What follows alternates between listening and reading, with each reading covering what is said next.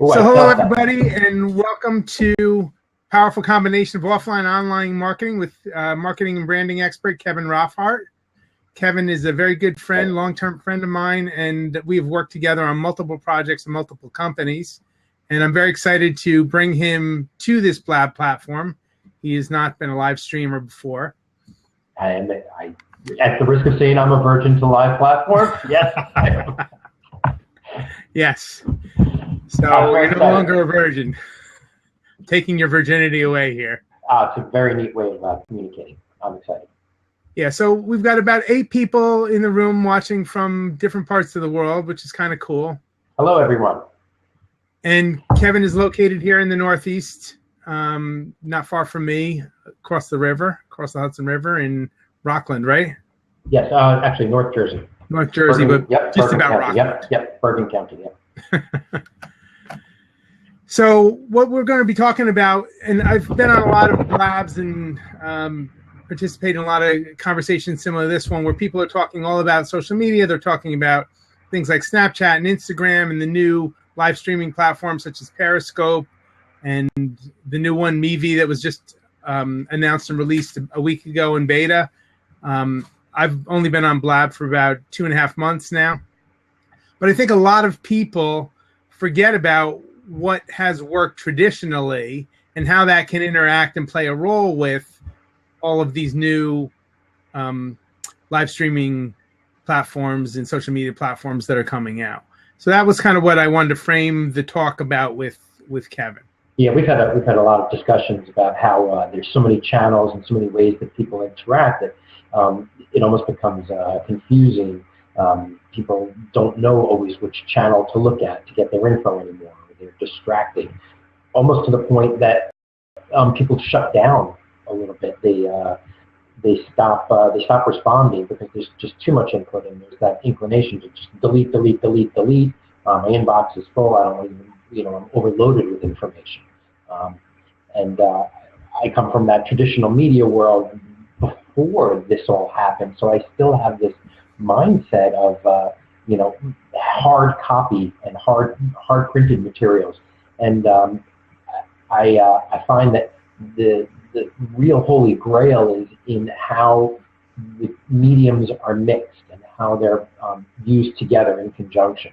Very often I speak to guys in the social media space who are sort of very aggressive social media space guys, and they frown on print media. And then I speak to the old world guys who are hardcore print media, and they've never really gotten on board with electronic media, and they reject social media completely. And I'm from this hybrid world where I've always appreciated both. I think that the integrations of live streaming media like this and real-time audio and real-time video combined with hard copy are the nail in the head that really pushes people over the threshold to either make a purchase or to participate in an activity or to show up to an event. It's that combination of media that really is what is the driving force these days, in my opinion. Yeah, and you talked about how people are bombarded with email messaging and with social media messaging, where it gets to the point where you just need to start blocking people or ignoring people in order to be able to just get through your day. I mean, I've got 17 email addresses, some of which I check once a month or twice a year even, or something like that, just to sort of like separate out where I can focus my attention. So one of the things that I was talking about and leading up to this on Jonathan Tripp's Blab earlier today is how you and I had a conversation about the combination of these things, where it's become so prevalent that everybody's on social media that people have forgotten about traditional marketing methods that have worked historically, which has created an opportunity for people who are good to get in a place where it's not overcrowded, using things like postcards or mailers or flyers, because every day everybody goes out to the mailbox and checks your mail. And they still receive their billing frequently. You know, all the utilities are still sending hard copy bills. While many people have migrated to electronic billing or to email communications, there are still notoriously things that come in the mail, and people still do receive mail. Yeah. Mail is still a lifeblood for a number of different industries. I am a strong believer in integrating your web presence, social media efforts, and hard copy print direct mail. That is the trifecta. The email blasts. It really depends on the market and the business that you're in. You know, each industry has a different set of needs. I wouldn't sort of compile everybody into the same container. A pizzeria obviously has much different needs than $1,000 a plate fundraiser for a nonprofit. Right. And from a design standpoint, I'd say, looking at it from, let's say you're an artistic or a media designer, things need to look the way they're supposed to look. People have a built-in expectation of what a wedding invitation looks like, and they have a programmed expectation of what a coupon for a pizzeria is supposed to look like. And if you attempt to use the wrong channel to send your communication, you're going to end up falling flat on your face. Yeah, if your wedding invitation looks like a pizzeria coupon, it's not going to go over. Or if you attempt to send out your wedding invitations only in social media, and unless your entire audience is social media ready, you're going to have a much lower response rate than you might have had if you had sent a traditional wedding invite. I get this call very, very frequently from nonprofits. I do a lot of political direct mail. I do a lot of nonprofit and advocacy direct mail, as well as mainstream marketing. And we regularly get emergency phone calls. Kevin, can you fix? We hired a social media guy who's brilliant. We did a number of different e-blasts and electronic social media announcements about our upcoming annual fundraiser, which is our big annual dollar revenue event. And we've had a terrible response, and we don't know what to do. And I tell them, well, hey, normally you were sending out hard copy invitations, and it's possible that people are clicking that in the trash. And they're like, well, what can you do? And how fast can you get out, a hard copy invitation to our event? And we usually accommodate and take care of it, and it's a scary thing for all parties involved. And I don't want to ever sound like that guy. When my clients call me up and I'm in that situation where I have to do this Band-Aid and triage of, how to salvage, a non-responsive social media campaign, I don't want to be in the position where I'm saying, well, social media is ineffective. That's not true. Social media is very effective in a lot of areas. However, there was an expectation on the audience to get a hard copy, and when they didn't get that hard copy, they either delayed responding, didn't see the urgency to respond, and therefore didn't. And they needed that extra trigger to push them over the threshold. That's part and parcel for what's your category of marketing, who is your audience, and what's their expectation of the way the communication should look. People are being retrained to look to their social media tools to get the information that they need, and slowly that is happening. But there are a very large number of people who have a strong connection to their print media and to the traditional media outlets, radio, television, and newspaper, and magazine. So those mediums should not be left out of the mix in any well-rounded media campaign. Those need to all be included. Right. So I want to take a step back, but before I do, I want to invite people to tweet out this blab. If you press on the button on the upper left corner where you can tweet it, and this is new to you, Kevin, because you're new here. This is your first day on Blab. Am I going to blow something up if I click this tweet button over here? No. Go out to all your followers, your many followers on Twitter. So if you click on the post on Facebook button, it'll do the same thing to your many Facebook followers.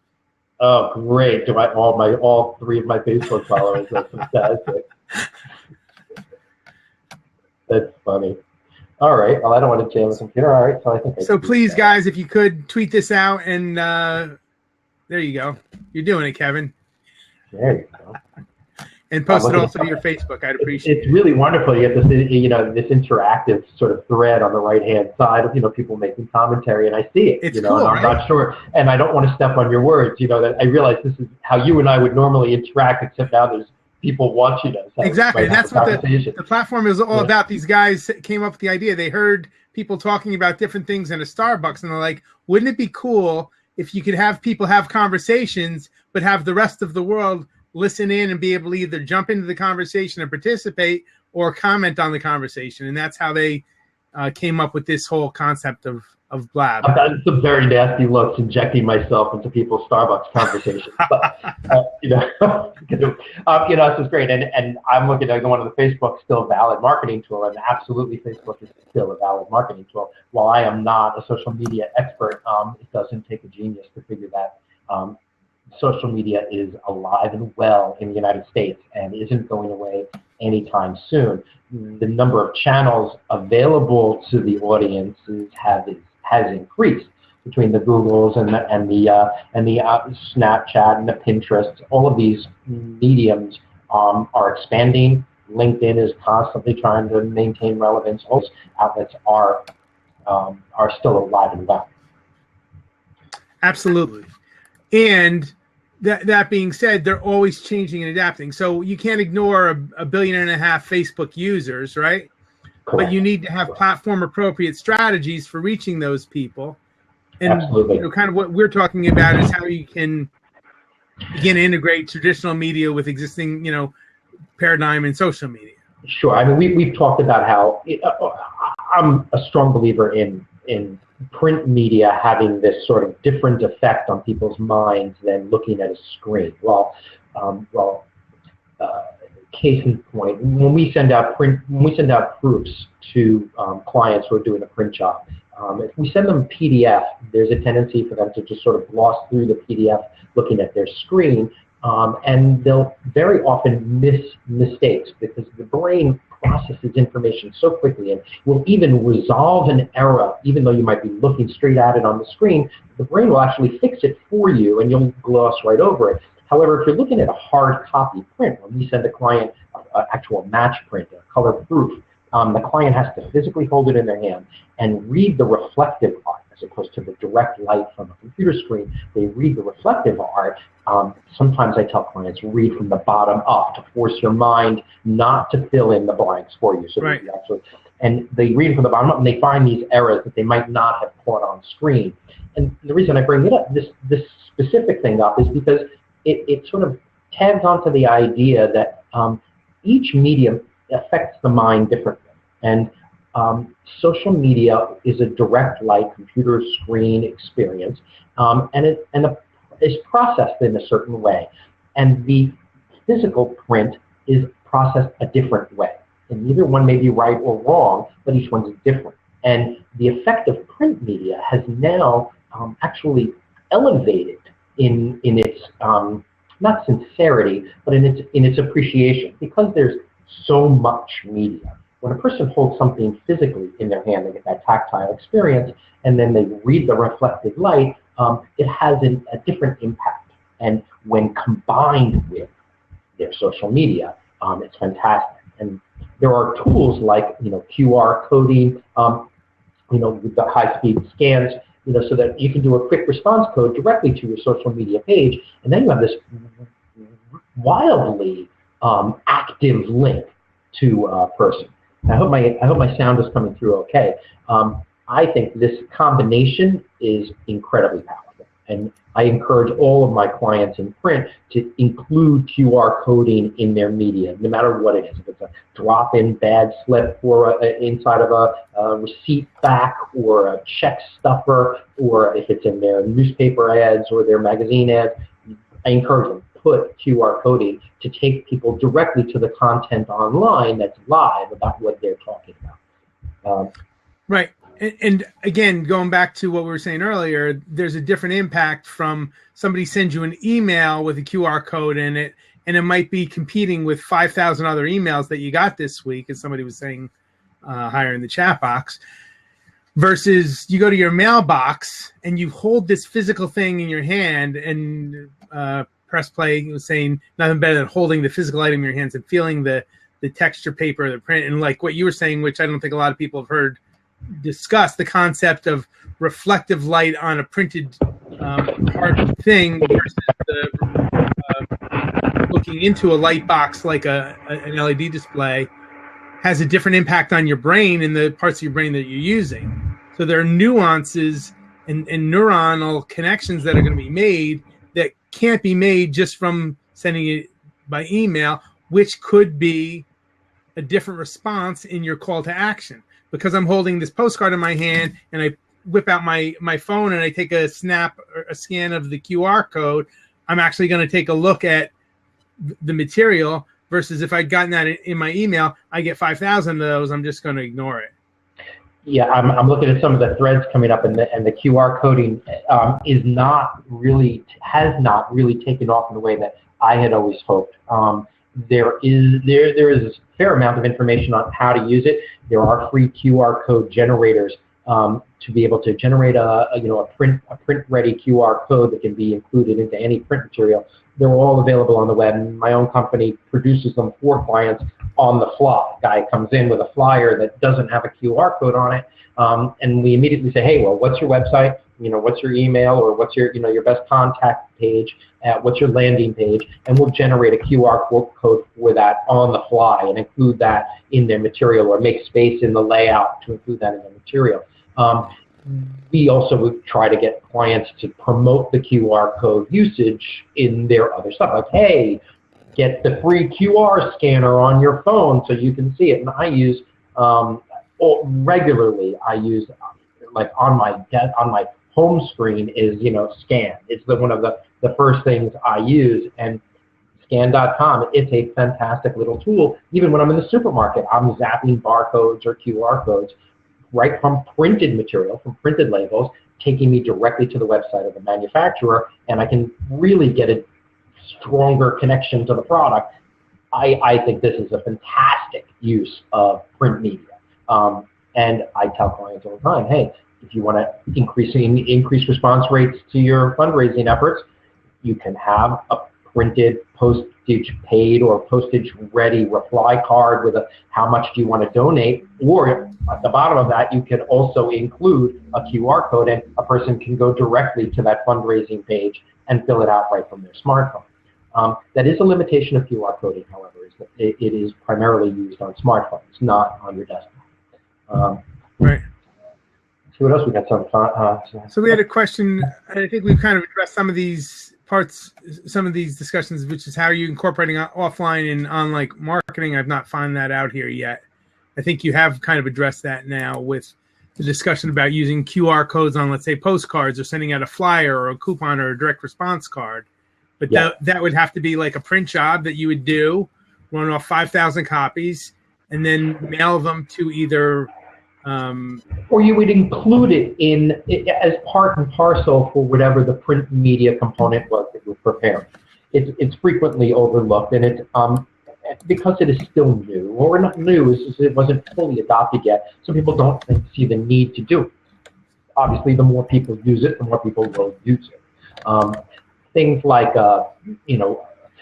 fundraising efforts, things like promotional flyers, door knockers especially, for a person, let's say, is either doing a construction company or is doing a fundraising, not a fundraising event, but let's say a community-based event where you're putting up door knockers on people's doors.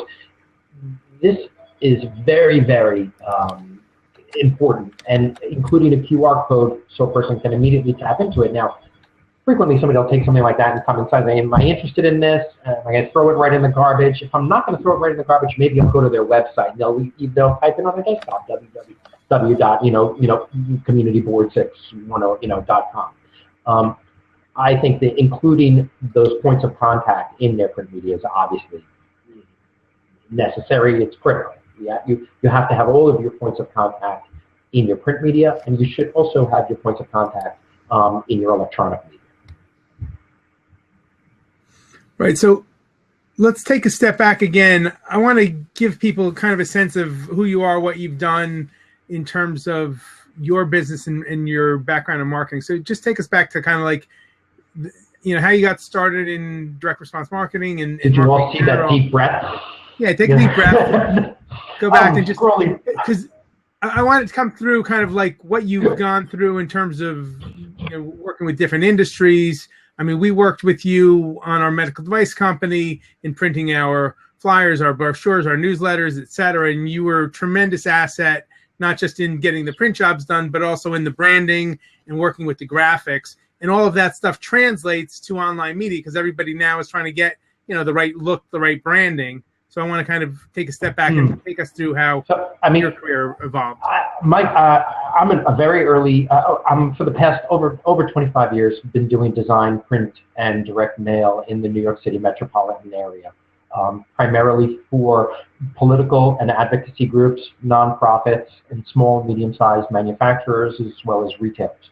So I've got this very broad spectrum direct mail, print and direct mail background. I started as the protege to the ex-head of men's fashion from J.C. Penney back at a time where he was an alcoholic art director who had gotten thrown off of Madison Avenue and had landed himself at a local newspaper. And it was like the Courier Life Public. It was actually the Marketeer in Brooklyn. And I was a 15-year-old whippersnapper, and I had the opportunity to have the first Apple II computer in Brooklyn. My dad was early technology guy and said, hey, there's this new thing, it's microprocessors, and there's these computers, and here's an Apple, and he got on the waiting list at the city, and I had the first Apple. And so I had this computer background from early childhood, from when computers first came out, and desktop publishing was becoming big, and I had a Mac, and I had a Mac 1, I had a Mac, the first Mac desktop that had beta versions of PageMaker on it, and cool. There was this ad in this local coupon clipper in the back for a job, if you knew how to do desktop publishing. And so I walked in, and I was the only guy that had come in for the interview, and I got the opportunity to work at this local newspaper. And what had happened was I walked into a room where there were like 18 paste up artists, and this guy sitting up on a beach lifeguard chair at the front of the room with razor blades, and a whole room full of people doing paste up with CompuGraphic typesetters. And in this other room was this Macintosh and a laser printer. And my first year, there were 18 paste-up artists. In the second year, there was myself, another person sitting next to me, and another Mac, and all the paste-up artists were gone. And the three of us created a SWAT team of desktop publishing SWAT team, and we were producing about 400 retail advertisements per week that were part of the newspaper group. And then we sort of expanded that and went around to local newspaper chains, small publishing houses, and we automated their newspaper art departments and automated their processes. And we were, written up early on as, like the bad boys of, desktop publishing, and that evolved. And when image setters first came out, it's basically a machine that makes the film needed for the printing presses. Printing presses have metal plates on them, and the film that was needed had traditionally been done with cameras, and now there were these laser machines that were making the film in one giant piece. And so I went out and I bought one of these, very expensive pieces of equipment and went into a heavy metal printing plant, a guy who he had been using to print, large stuff. And I said, his name is Stuart, and I said, Stuart, hey, you've got all this traditional equipment, you have this huge plant. There's this new thing, it's called desktop publishing, and these things are called image setters, and this is going to be the way people are going to produce print media in the coming years. And he's like, oh, no way, that's all a lie. I said, well, listen, I'm pretty certain that's the direction it's going, and if you don't, you're going to be a dinosaur, so how about this? How about I buy in on my own dime, and I'll bring my own equipment, I'll bring my own Mac, I'll bring my own image setter into this room, and I'll start producing the film and stuff for your printing presses, except I get a cut of each thing that we do. And he's like, fine, be my guest. And so I did. And fast forward, 10 years after that was about 1989. And then fast forward 10 years after that, we were buying up other small printers and bringing them into our plant and bringing in their client lists and growing a New York City-based print and mail company. And we had a fairly large operation. Pre 9/11, we were one of the largest printers in New York City doing direct mail to the tri-state area. And we had about 50 guys with about 50,000 square feet. in downtown Brooklyn in Dumbo. And 9/11 really, 9/11 combined with anthrax really put the skids on our operation. But we managed to survive, and with the help of GE Capital and Wells Fargo had come up and said, hey, you guys, if you want to stay in business, we realized that a lot of New York City-based printers and industry has taken a hit. We'll work with you, and they did.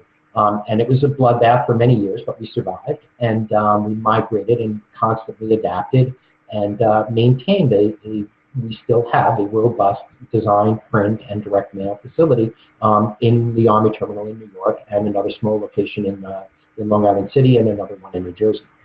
So we survived the shakeout of 9/11, and most of the printers post 9/11, a lot of printers post 9/11, and the advent of emails and advent of electronic media, they didn't know how to migrate. They didn't adapt, and now there's a best of breed. The guys that are in the print and mail and print media business are very, very good at what they do. And my team is just one of those teams that sticks to it and plays the game every day. We show up, show it with our smile on.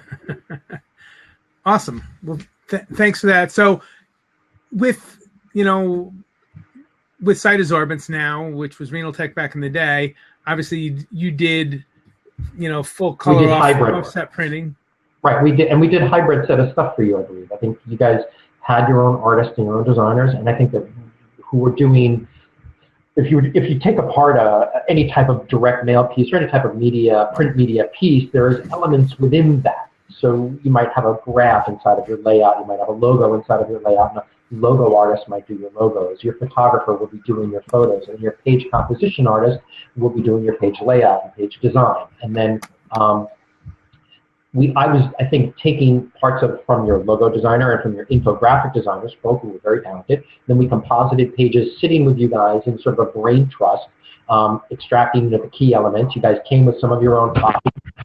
And we built the pages for you and then printed it right there in plant in full color, what's called CMYK or process color. CMYK stands for cyan, magenta, yellow, and black. And if you didn't know, all full color printing is basically an illusion of cyan, magenta, yellow, and black blended together in a screen pattern, a very fine screen pattern, to create the illusion of full color. If you look at it with a microscope or a loupe, you will see the dot patterns. There's other types of color printing, spot color printing, or Pantone printing, where the specific color you're looking for is pre-mixed in a can. Let's say Coca-Cola red or IBM blue, those are pre-mixed and then actually put on a single cylinder on a printing press. The world of high-speed, full-color printing, to stay competitive, we separated spot color from CMYK color. The reason being is that the changeover on the printing presses can be expensive, and that's the lead-in cost or the startup cost. So we keep printing presses always ready on CMYK, cyan, magenta, yellow, and black on 4 cylinders, sometimes with an additional 5th cylinder, which we might add a spot color that can't really be perfectly reproduced in CMYK. We'll put on a 5th cylinder, or we'll put on like a coating on a 5th cylinder so a person can get coating dried right off the printing press so they can cut it immediately.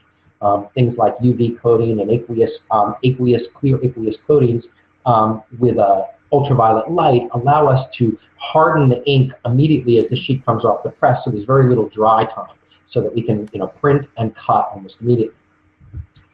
Digital technologies like toner and liquid toners, what is called indigo technologies, or like Canon color or HP color. These toner technologies are fantastic, but have limitations in the economics of their usability. Like you wouldn't use a toner-based technology to print 100,000 pieces of something in full color. You would normally shift that over to ink-based printing.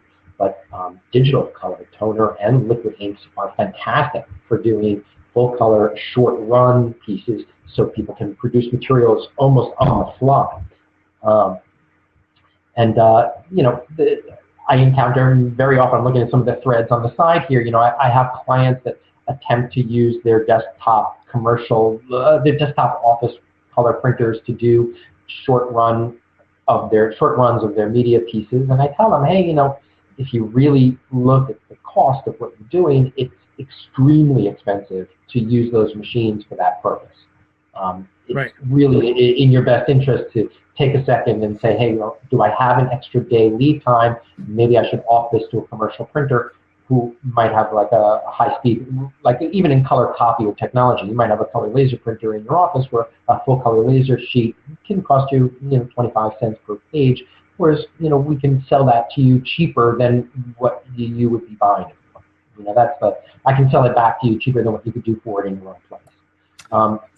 So back in the day, we were doing stuff before we met you with Kinko's or Staples and going and using their stuff, which is not really much different than what you could buy now commercially.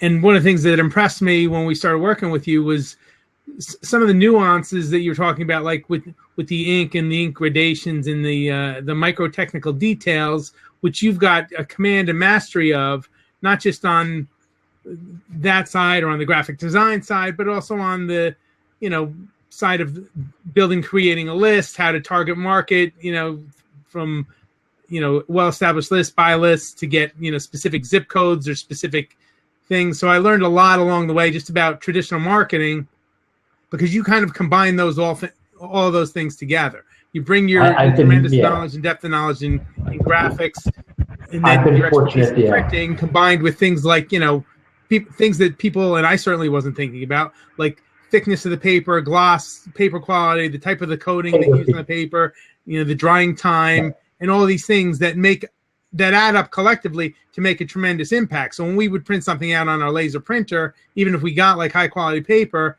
it just didn't compare to the type of stuff that you guys were coming out with as a commercial printer with all your years of expertise. Right. There are a lot of details, and I'm very, very fortunate. I've worked with some fantastic people, and along the way, I've learned a tremendous amount. And you do the 10,000 hours, and you get the 10,000 hours experience, and there are a number of things that we share layman information freely. There are technical details that you don't want to drag a client down into. But there are, basics that, we share with clients all the time, just as part and parcel. The first discussions that we have with clients, like, hey, are you saving your images, in CMYK before you put them into your documents? And they're like, well, what's that? And, you're taking your camera's taking pictures, and, your digital camera's taking RGB photos. You need to convert those to CMYK, and sometimes depends on the image content. If there's a lot of light blues, for instance, or magentas that might shift, or light greens that are going to shift in color when you convert from RGB to CMYK, you want to be aware of that. And there's very simple fixes for those things. But if you don't do them, you end up with a less than stellar product. Things like data gathering. Because I traverse this design, print, and mail spectrum, I do sort of think in the big picture, like, where is your data coming from? Are you data mining from your existing client base? Are you extracting from your accounting system? What records are you using? Who is your audience, and are you buying a list? And if so, why are you buying that list? And who are you buying that list from? What's the quality, the recency, the data integrity on that list? Right. And I generally, I find that most professional data vendors are regurgitating the same high quality lists. I mean, there are only 250 some odd million mailing addresses in the United States, period. Anyway, most shops we have every single valid mailing address in the United States in our systems, and then we break that down and extract that as needed. The stuff like that we do in political direct mail, it's usually much more refined and much more accurate. We actually have this physical back check on the names and addresses that we're using. Going deeper, depending on how many pieces a client is mailing, or if let's say they have a large database of customers, over 1,500, over 2,000. How often have they done, an address change correction on their database? So we'll do things like, what's called NCOA, a National Change of Address, where we take the client's database, we field map it to into a normalized field structure. First name, last name, company name, street address 1, street address 2, city, state, and then we push that back upstream to the post office's address database. And the post office maintains, anytime somebody fills out a change of address card, they maintain an address database. And we license from them a very deep 48-month, I believe is the max, is what we lease.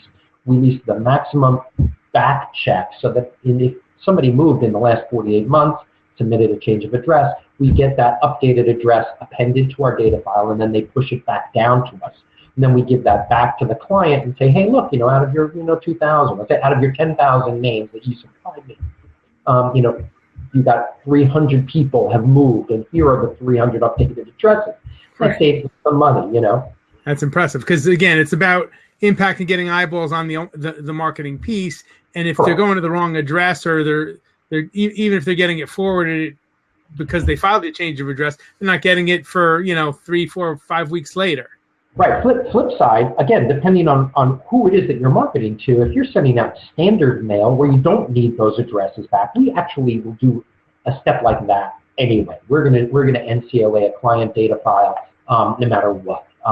It's actually a postal requirement for using a permit indicia. So we'll do that either way, but very often clients don't need to get some of this stuff back. They just want to get the message to the audience as quickly and as effectively as possible. And so NCOA allows even junk mail to be prepared properly, which might sound weird, but it's true. Junk mail, while people might call it more standard mail, might not be the most glamorous thing. It is actually a very effective way of getting your name in front of a potential buyer, and it has impact. And even if it goes almost directly in the garbage, it still has impact. It has cognitive processing recognition in the reader's mind. Yeah, I'll give you a perfect example. The computer that I'm using now, I bought at Micro Center Warehouse. Now, I didn't know that business even existed until I started getting direct mail pieces and catalogs and flyers in the mail. Right, you made a purchase from somewhere. And then I ignored those flyers and threw them out repeatedly over time until I needed a new computer. And I remembered my experience with Staples, who've got a limited selection. And I said, you know what, this place, Micro Center Warehouse, maybe I should at least check them out. Went down, because of those direct mailers, checked out what they had, and eventually bought my computer and a bunch of other stuff from them. I love, one of my favorites is Google. Everybody looks at Google as this, internet behemoth. And the reality is, if you sign up for any of Google's, AdWords or marketing components, you will receive direct mail regarding their services. I get a lot of direct mail from Google. They recognize very, very clearly that it is the link between these mediums that actually is the strengthening of their marketing message. Exactly. And it's funny, I don't get anything from Facebook, but I get a lot from Google and Google AdWords, and I've been getting them for years now, and I get coupons from them and so forth. So I think Google knows a thing or two about marketing. Yeah, Google knows a tremendous amount about marketing, and they also recognize that not every audience is linear. There is a whole generation. There's a whole generation of consumers and kids growing up who are only knowing electronic media, and you service that audience one way, and then there's a huge audience. Look at the aging statistics of America. There's a huge, Gen X, and I don't want to use buzzwords, but there's a massive audience of folks who very rarely turn on their computer more than an hour a day. They like to read hard copy print, and it makes them comfortable, and they're familiar with it, and that audience should not be ignored, in my opinion. So it's who you're sending stuff to. Yeah. And there's also the in-between period between the millennials and the boomers, where people kind of like you and I who are adopters of technology, use technology, but we're not maybe the most savvy or up to date on every possible platform. So, there's a brand new live streaming video app, and I've been on live streaming video for 2.5 months now. Okay, so I'm an expert in some circles and a newbie in others. Right. But because I'm at least on Blab, on the platform about Blab, and have connected with other people here, I'm connected with people who know about this stuff. So I knew about the launch of Mevi within 2 days of its launch, 8 days ago. Now, Right, you probably right. never heard of it until today when I'm talking about it. Right, right. In the live streaming world. I find, this is an interesting thing about marketing and the position that I'm in on a daily basis. I like to even say that even my own family is that, people go to work and they have to do their job all day long. They have to get things done. They very rarely have time to stop. There's a constant flow of information. They have to check their emails. They have to do the job that they needed to do. And then at about 3 o'clock in the afternoon, they realize, holy cow, I really need to get that piece of mail out, or I need to get that artwork into Kevin. And so my inbox lights up between 4 in the afternoon and 6 at night. And it's always the last minute rush. Like, oh my goodness, I forgot I needed to get this. We have this trade show coming up next Saturday. It's now Tuesday afternoon, and it takes 3 to 4 days to print and package material. And now you're on a very tight timeline. So I see this. It's always this last minute shakeout. Like, oh my goodness, we need to have that. And this guilty as charged. Yeah, guilty as charged. You're in with a really fantastic crowd of clients. I mean, it comes to 2 points: is that we are inundated. That all of these technologies, while they are making our lives easier, are also increasing the amount that we're putting on our own plates. And it is hard to stop and segregate and separate the material, and then to get on with our job. And then we have to actually back out and remember that we have a timeline in planning, and that in order to get things done properly, you need to actually put people in place, materials in place, and get them delivered. And there is this physical need to get things done. So I don't want to belabor the point, but it's interesting how the world is sort of changed in the expectations of instant gratification. These computer screens with our emails and our live video chats have programmed us to have this immediacy. Like, oh, what do you mean you can't answer my question right now? What do you mean I don't get my refund right now? What do you mean it's going to take 3 days to print a piece of material and have it delivered to a trade show? And I say, it's a miracle I can do it in 3 days. Most guys need 4 to 5 days to do it. I can do it in 3. And then you go to a trade show and you say, hey, most people are not walking around with, goggles on their head. They're walking around and physically touching one another and communicating face to face. And when that transaction happens, the print media in signage, the print media on floor graphics, the print media in collateral and marketing materials that you hand from one person to another, all have very powerful impact on decision making, have a powerful impact on planning, and it has a powerful impact on personal relationships. Absolutely. So the rumors of print death are false, or just simply not true. Right. So I want to bring in this comment that CEO on Top Marketer had put in. NFC will be the new QR codes. I don't know what NFC is, and if you're still in the room, maybe you can talk about that. But do you know what NFC is, Kev? No, I haven't followed NFC. There are a number of different coding techniques and coding technologies. The shakeout obviously hasn't occurred yet. I was not an early adopter of QR codes, but it seemed to be the one that had the most market share when the need for it became really present. There are a number of different barcoding technologies out there. Which one will ultimately rise to the top, I don't know. Like hashtags, for example, is another one that everybody's using now in social media. I'm sure you use hashtags in your print. And what I'm wondering is whether or not the scanning technologies are constantly improving and scanning algorithms. So it might come to the point where we might not actually even need to use a code, so to speak, that the scanners might be smart enough to actually read text and text-based scanners so we can identify, hey, there's a hashtag, the following phrase after that hashtag or after some unique symbol is going to be my code, and I no longer even need to use a fancy code or generated code. I can just do it in text-based or graphic-based representation. So that's another neat evolution of the way things are going. Spoken word, things like, OK Google and talking to Siri, audio-based is a new and up-and-coming thing. And I have not yet figured out strategy for incorporating that, together. I love using spoken word, electronic dictation. If I'm writing letters, I was an early adopter of Dragon Speech. Dragon Speech. I remember, yeah. It was a lot of fun teaching it to curse. Like things like learning audio was a lot of fun.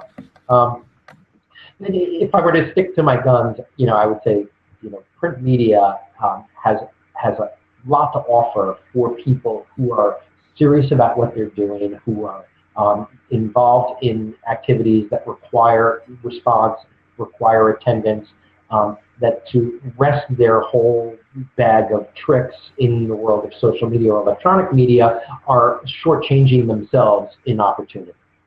Is that a nice way of saying it? Yeah, absolutely. And actually, I want to, at this point, we've been on for about 45 minutes. I want to invite Jonathan Tripp, if you're in and able to get on, to jump on, because I want to introduce you to Jonathan real quick. I've never met Jonathan. You have not met Jonathan. Jonathan does live streaming show every day, all about social media, live streaming, and is educating people here on Blab about live streaming, Snapchat, Instagram, social media, etc. He does a great job, and I've been a frequent guest on his show as well. Here he is. Hey, Jonathan, how are you, sir? I'm doing all right. How are you two guys doing? Doing great. Nice So, Jonathan, this is Kevin. Jonathan. Kevin, I've been telling Jonathan about you for a couple of weeks now. Yeah. We finally meet. You guys to meet. Hey, fantastic. Great now, Kevin, I missed. Where are you located geographically? Where are you located? Geographically, right now, this minute, I'm in North Jersey in Bergen County, but my printing plants are in Long Island City and the Brooklyn Army Terminal, and in Moonachie, New Jersey. Okay, so you're up in Frank's neck of the woods. All right. Right. All right. Yeah, but on this side of the Tappan Zee Bridge. Okay. Well, that's. I'll be honest. When I drive up to the New England area, I don't go that way. I try to stay away from Where there. are you? I'm actually in Central Virginia, and beautiful place. It is. It's actually nice and sunny outside.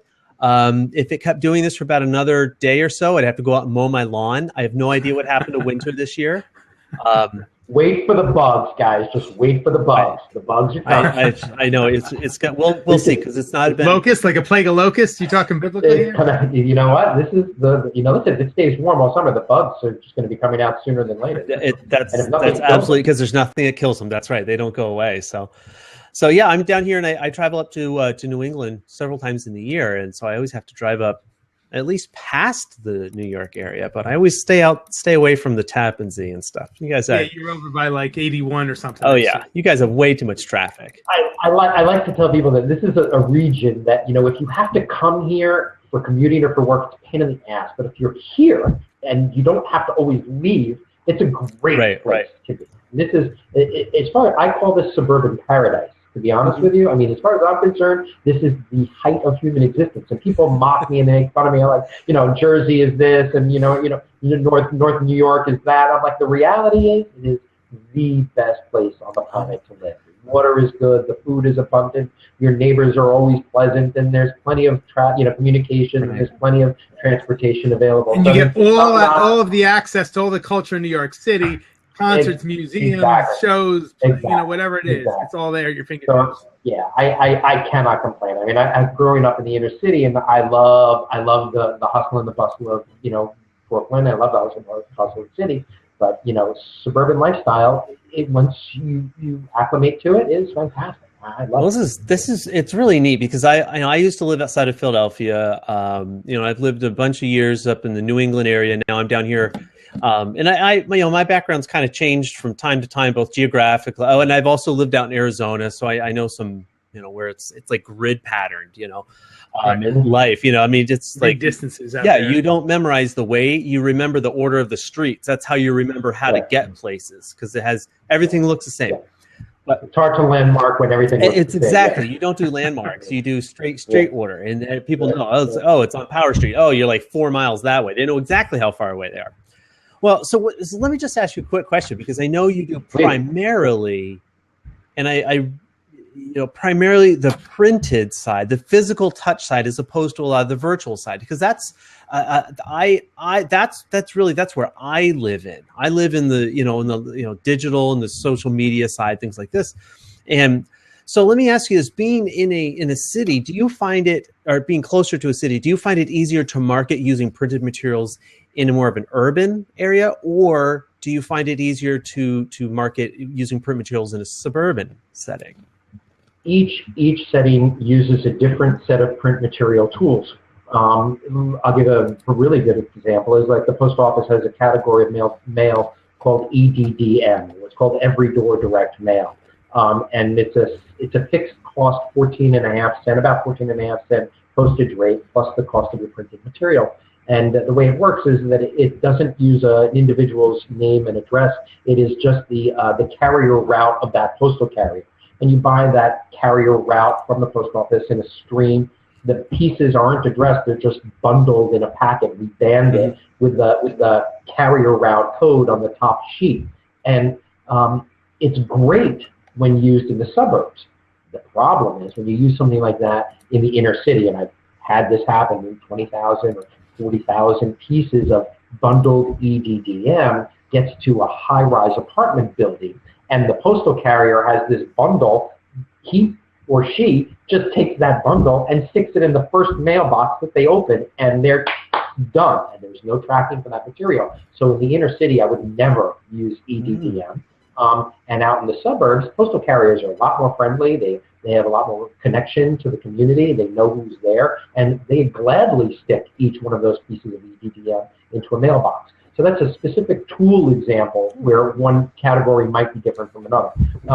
Things like saturation mail vary, especially in like politics, where we target audiences. In New York City, it's much easier, I think, to target a concentration of voters than it is in a sort of a spread out, disparate community out in the burbs.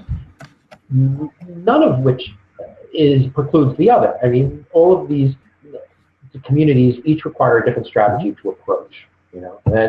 Whether or not I use certain color schemes for the city or for the burbs, that is an entirely subjective and artistic decision that is usually made when the planning of the piece is being put into effect. I think that places like Dunkin' Donuts, the national franchises, the Dunkin' Donuts, the Starbucks, the McDonald's of the world, all evaluate very carefully the audience that they're trying to reach. The same coupon set that you might get out in the burbs is going to vary from the coupon set that you would get in the inner city. I mean, because the costs of doing business are different in the inner city, and so a 50-cent coupon might only be a 25-cent coupon when you get back into town. So again, those things get qualified based on who you're hitting. Okay. And yeah, I ask your kind of opinion on it because much like in the digital world, there's Twitter is different than Facebook, which is different than Instagram, right. And on and on and on. And I couldn't agree with you more. The same customer base that the guys that the associates and colleagues that I work with on LinkedIn are far different from the associates that I have on Facebook. Mm-hmm. And I often tell clients like, hey, are you sure you want your message on Facebook? Because the person on Facebook really might not want your political campaign being injected into their social media world on Facebook. Might be perfectly appropriate in their relationships on LinkedIn or on something else, but not on Facebook. So this is where that channel identification is important, right. Super important. And I think this was kind of one of the conversations that I think Frank and I have kind of had, and even kind of included your name in terms of it's one thing to be familiar with it. I mean, who's not familiar with print material?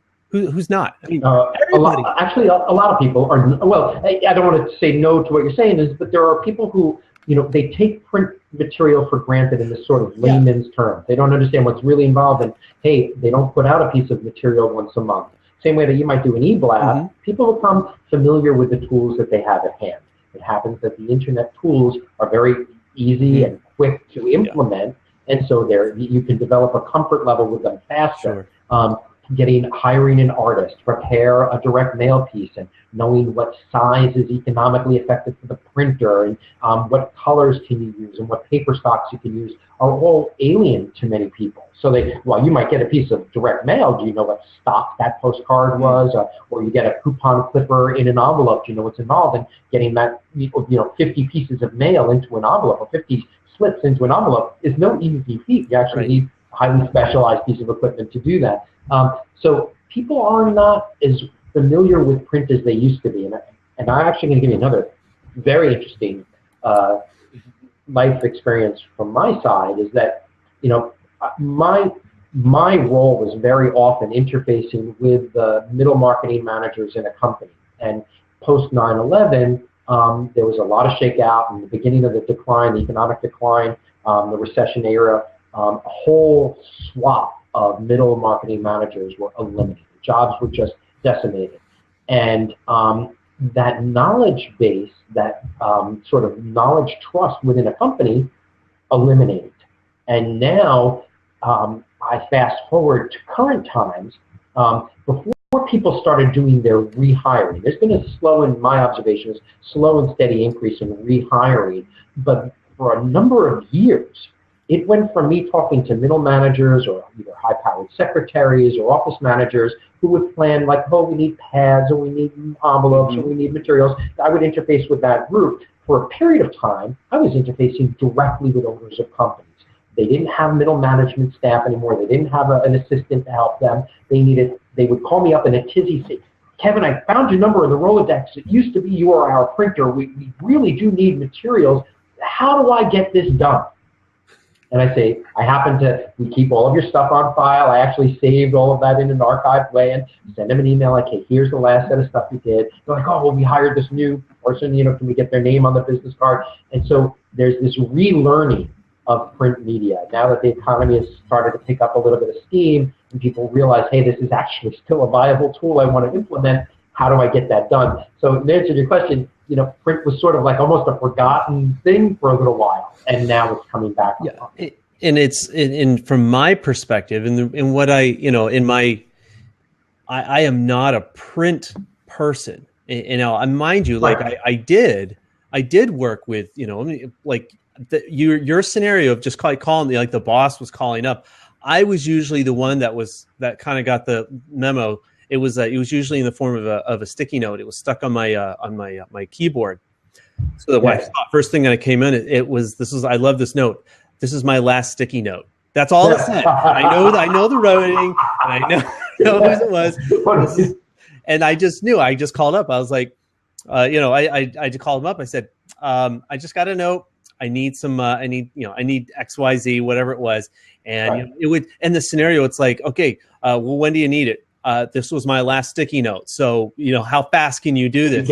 It's always an emergency. It's always case. And really my point in this was, Kevin, you are intimately familiar with this. I have a familiarity. I come with that machine, the electric, you shock people back from their heart attack. Right. I come with that in my kit bag of sales tools, and here's your print samples, and here's this electrocardiogram to get you back up to speed. Right. And I've been that caller with Kevin on more than one occasion in different companies.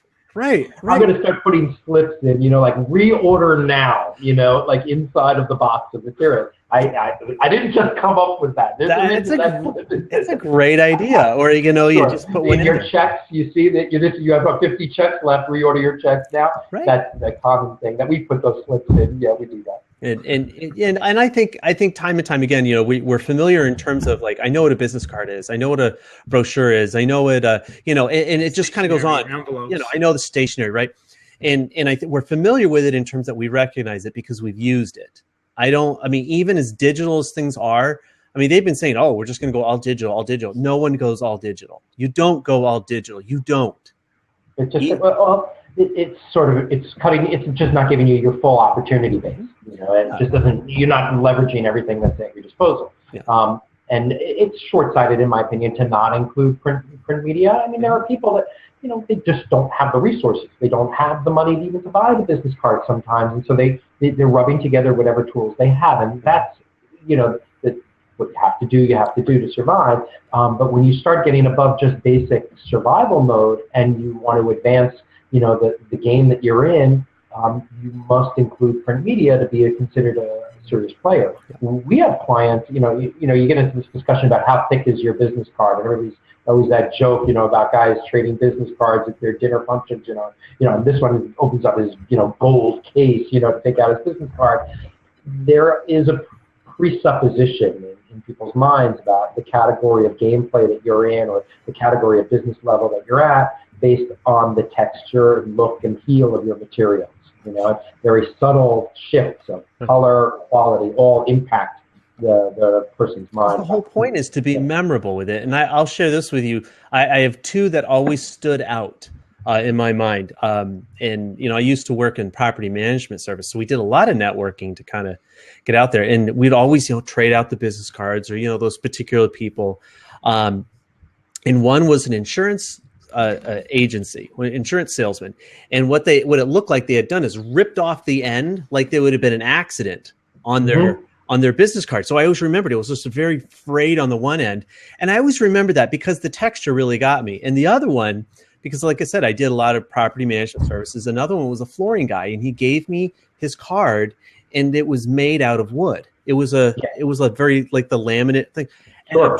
And every single card was just slightly different because it was a piece of wood. And if you're making a decision on three guys that came, or three people that came to give you estimates, one guy gave you a schlocky piece of slip of an estimate that he was handwritten with his name and address. Another guy had a form that actually had a printed name and address on it that you knew didn't and then somebody comes, he's got an elegant business card, the price was right. That added up to making a decision in their favor. Right. It's different impressions, and it's kind of like what Jonathan, you were talking about, and what I wanted to achieve out of this call is that, Jonathan, I've been on your show many times, and you've talked about this too with Gary Vee, who talks about jab, jab, jab, right hook, and having the proper approach on each different social media. Mm-hmm. So you're going to have a different approach on Twitter than you're going to have on Facebook, than you're going to have on LinkedIn. The people who try and just put a Twitter post also on Facebook and LinkedIn, they're not going to engage, they're not going to connect, and they're not going to build audience as a result. Mm-hmm. In the same way, in the print world, in the print media world, you got to know when you want to be using door knockers versus flyers versus postcards versus signs versus catalogs. Mm-hmm. And there's a different market and a different segmentation and a different purpose. I mean, if you're trying to market and promote a conference, for example, like Jonathan was involved with me with Startup Con Live, if that were a live in-person conference, we would definitely wanted to have like a full color postcard to make, or a handout. We would have a handout piece. Right. Yeah, that's back to like the first sentence of this conversation. Jonathan, I think you missed it. Is that I work with a design philosophy that goes, things need to look the way people expect them to look. Wedding invitations should look like wedding invites. Coupons should look like coupons, but you should very rarely make a wedding invitation like a coupon, and a coupon shouldn't really look like a wedding invitation. The impact won't be as beneficial. I follow this regularly, and I butt heads with folks on it. And say, hey, look, you want to have an impact when you go to that trade show, or you want a person to really follow your website or get to your website. Give them a solid brochure. Spend a few extra dollars. It isn't free. I mean, it costs money, and there's an investment involved, but that investment very frequently, when done properly, is easily recouped. You recoup that dollar value almost immediately. I think sometimes faster in print than you do in other mediums if done properly. And because, Kevin, you've got such an extensive background in graphic design that we haven't even really touched on or discussed in this conversation. Graphic design is still always a subjective thing. Like what I might think is a great, we used to have a team of designers that sit in the room. We'd have, 10 designers sitting at 10 tables in front of me, and I'd be walking back and forth behind them, making changes over their shoulders. And some of the designers were extremely talented and didn't want to hear squat from me.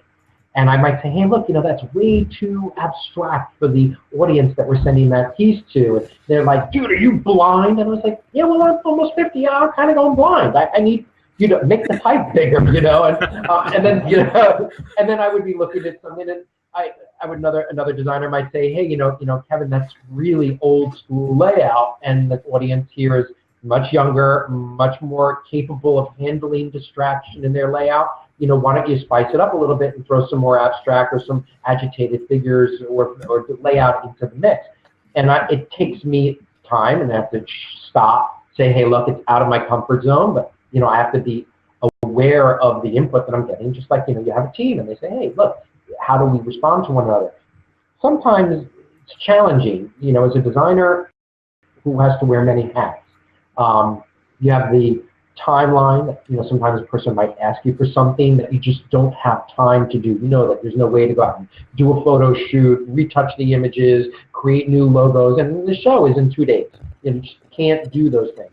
So you have to sort of compromise, and that's one of the many things that you need to take into account. Sometimes a client will ask, they have $1 million ideas, but it's $2 budget, and you say, look, what you're asking for just can't be done for the dollars that you're putting on the table. And then you have the people that think that everything is easy, and it's not always as easy as it appears. And then you have the group of people who are so self-directed and capable that they use tools on their computers. The computer's a fantastic tool. They own Photoshop. They own Adobe Illustrator. They made their own logo. They made their own brochure, but they made it in the wrong size, and they used color spaces that don't exist in the world of commercial printing, and the logo that they made is in 4,000 layers, and there's no way for my raster image processor to turn it into a plate. Or the quality of the print is not going to convert when you consider the type of paper and the gloss and the thickness of the cardboard. It just isn't going to work. So they did everything up to the point that they really should have called me 2 days before they started doing the work, and I would have told them. And then there's an even trickier group of people, and that is the professional designer who's working a day job.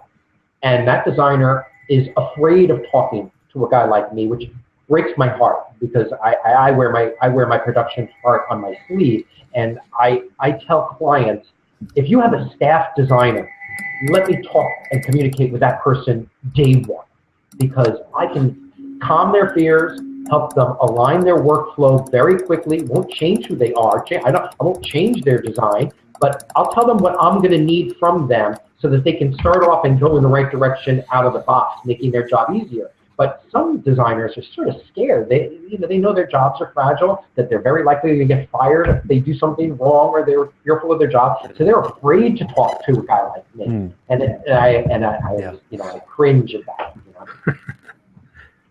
It is very true, and it's that way in social media. It's that way. I mean, like I said, that's universal. But specifically, I know exactly what you're talking about, where, these people, they come to you, these potential clients, they've had all these great ideas, and they've, whatever stage and expertise that they're at. And you're just kind of like, I wish you would have just come to me about a week ago, and I could have saved you about 20 hours of your own work and maybe thousands of dollars. Exactly. Right. And sometimes re-engineering their work is actually harder than doing it from scratch. I cringe sometimes at just having to evaluate at some of the things I need to take apart and put back together. And I said, like that same exact same sentence. Wish you called me a week ago. I'll fix what you sent me, but man, we could have done this a much easier way. As a professional, like, I know how to do this. You should have just let me do my job. But people are afraid, and they're very often penny wise and pound foolish. They think, graphic designer who might charge whatever per hour, and that dollar figure is more than they wanted to spend. If I say $10 per hour, I only spend $5 per hour on a designer. I'm going to hire somebody electronically overseas on one of the freelancer sites from nowhere on the planet, or Elance or something. I don't want to cast aspersions on my foreign counterparts, but some of them are fantastic. I mean, you can get fantastic work done very inexpensively overseas, and get it electronically completed and delivered. The problem being is that you might not have the right skill set to give them those directions. You're going to ask a designer to create something that isn't necessarily what your audience needs to see. Right. And so the designers just work in the wrong direction. So, or it comes back. So from that perspective, that's what makes Kevin one of my secret weapons and go-to people. Because when I'm talking with companies that are looking to brand themselves, that are looking to raise capital, that are looking to build their businesses and leverage their business, one of the first things I look at is their printed material. So I was on with a potential client yesterday, and I looked at their executive summary and their pitch deck, and I'm like, I see immediately where there's an opportunity to potentially bring Kevin in and his graphic design skills with what I know about influence and persuasion and marketing, and to take sort of my vision of the influence and persuasion of marketing, combine it with Kevin's graphics and print abilities to create a much better product that's going to help them convert potential investors into investors, let's say. Yeah, I mean, you're working, your specific startup space has its own set of unique graphic requirements. That, like I said, every design needs to fit its audience. And here, if you're designing a pitch deck, that look is going to be much different than the look of, than a handout brochure. Of course. You might want to include a snapshot of your handout brochure into your pitch deck. But the layout of a pitch deck or the layout of a startup communication or a fundraising pack is usually much different than your quarterly report or your annual report. Well, yeah, and even within those investor documents for a startup, you're talking about the difference between a pitch deck and an executive summary, which are two of the standard things that people say, email me something. That's what people tend to send out is a pitch deck and an executive summary. Executive summary is going to be one page to no more than 2 pages. A pitch deck could be anywhere from like 12 slides. Probably want to keep it no more than 15. Yeah. But you want to include design elements across so that people understand the branding, from the outset, and then how right. And are you going to include a hard copy set of that pitch deck? Sometimes pitch decks go out as just like a PowerPoint presentation or a PDF or as an interactive PDF. And do you want to include a hard copy set with that? And who's your audience? And you might want to have it as a hard copy leave behind if you're doing an elevator pitch. That's how it goes down in a pitch. In a live pitch. Right. And will you, the considerations, from the designer standpoint, this is where professional design and, having, skilled individuals working on your team is important. If you're going to do stuff like that. Not to say that you can't make a great kit on your own. Many people do and can. But considerations of things like, will my slide from the screen translate into a nice printout on 8.5, 11? Are the colors that I'm going to be using usable on like a jet color copier and offset printing and on screen? Is the library of images that I'm using for building my pitch deck being saved in a way that I can repurpose it effectively when I need to make quick follow-up materials and brochures so that I have a cohesive look across all of my marketing materials? And am I taking those images and building the archive of them, and then I'm also using them across social media so there's a consistency of branding from print media to social media? Right. And so that I can repurpose images, and do I own all the copyrights to those? Jonathan, we talked a little bit about the legal side of that and what a nightmare that could be. Yeah. No, I tell people all the time, don't steal images. Just don't do it. Please don't.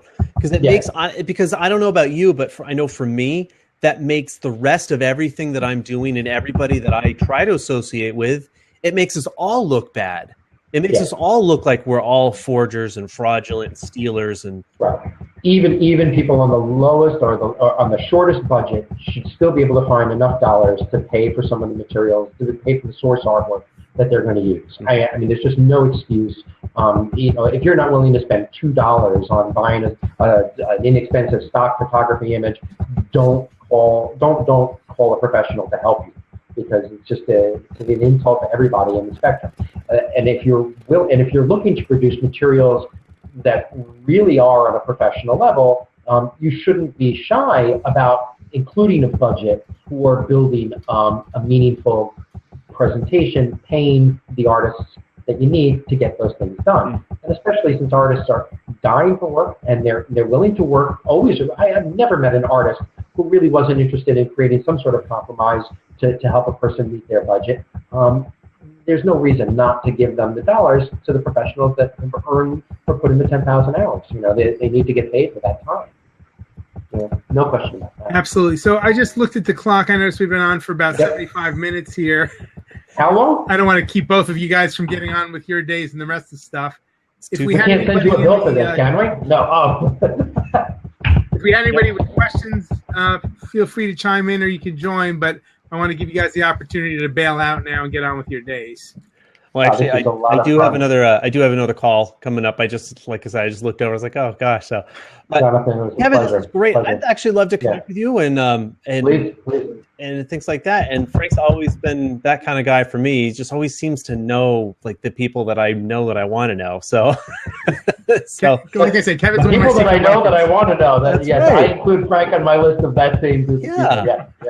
So, but seriously, I'm sure we'll be talking more. Yeah, I'll connect you guys by Twitter or Facebook or email. All right. Thank you so much, you guys. Take care. Bye-bye. All right. Take care, Jonathan. Right. Thanks.